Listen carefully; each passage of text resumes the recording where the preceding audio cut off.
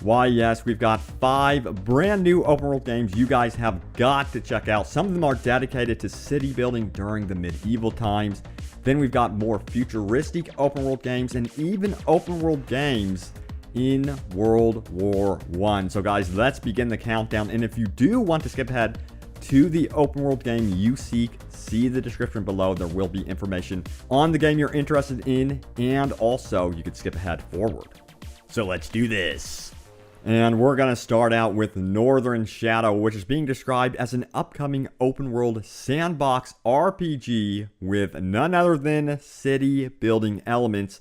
Now, this game does not have third-person perspective as it is exclusively played from first person, but introduces advanced AI and dialogue systems. They're really proud of that. And expect city building and city management to be a big part of this one in a huge open world that is constantly growing. It's going to be 200 square kilometers at first, and it's going to have very different areas to explore with different cultures as well. There's also going to be a season cycle system, as they call it, so that is very exciting, which will also change the look, but also the topography of the map as well. It's still in development. Look forward to more news on this one, and it has no solid release date, but I'm crossing my fingers for a 2017 release. And this one plays a little bit like Rust. It is Subsistence, and it is going to be a survival sandbox experience that is right now at the moment single player. They are working on the multiplayer component. It is in early access. Expect crafting mechanics to be a big part of this one, dynamic base building, weapon upgrade systems, and then also the mining and refining of ores. Expect farming and hunting to be a big part of this one. It comes with a full-blown day and night cycle, which should be expected from an open world game.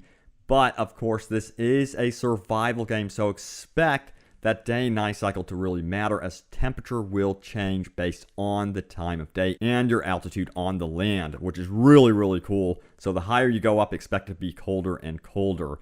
So you can find out more about this one in the description below. It is called Subsistence, and it is in early access right now.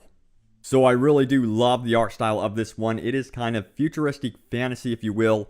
It is Skybreak. Here is the description. Humanity is threatened. A deadly virus is spreading. Now, to find the cure, you have to go hunting a specific plant on the planet, and this is going to help you create that cure. But the planet you are on is not safe. In fact, it has been abandoned, and expect hostiles to be lurking around as you try to hunt for the solution. Now, what's really cool about this one is the idea behind hunting down, hacking, and finding giant mechas. Now, mechas are wild in the game space and are used to the stormy environment. Basically, you must hunt them down, hack them, and then turn them against their own kind in a way. Expect to upgrade your character and your mecha as you go along. But also, the weather is going to be a huge threat. You're going to have to deal with lightning strikes, tornadoes, and other elements as you brave the storm. And more importantly, you're going to have to find shelter and installations which will help you survive in the storm and ionize the air and stop the storm within an area. Now, this one is out right now on Steam. It has received very positive reviews. It's very cheap. So guys, check it out in the description below. Now, this is the ultimate survival game because it mirrors kind of what's going on here on planet Earth. It is called Eco Global. And Eco is an online world from Strange Loop Games where players must build a civilization using resources from an ecosystem that can be damaged and destroyed. Now, the world of Eco is an incredibly reactive one, and whatever any player does in the world affects the underlying ecosystem, potentially in a destructive way. So this is very familiar. It's kind of like living on planet Earth. You have to be very careful with how you actually build and manage your cities. Are you really going to pollute your environment, or are you going to play it safe? So you can see how you and other players have to get along with one another.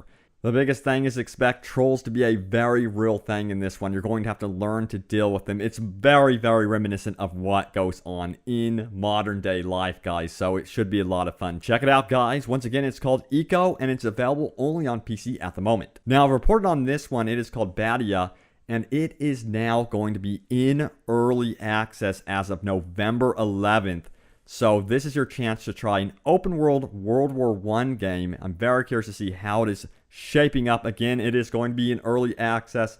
Expect some rough spots, but you will be able to play with tanks, biplanes, and a mixture of World War I and World War II weaponry. It looks like a lot of fun. It seems like it has a diverse environment, although it looks like most of it takes place in the desert. But another cool thing is there will be treasure hidden within underground dungeons, so that's going to be cool to explore. So there you guys have it, 5 open world games you've probably never heard of. Look forward to more coverage of these very soon. Thanks guys for watching, and stay tuned for more open world gaming goodness, and I will see you guys later.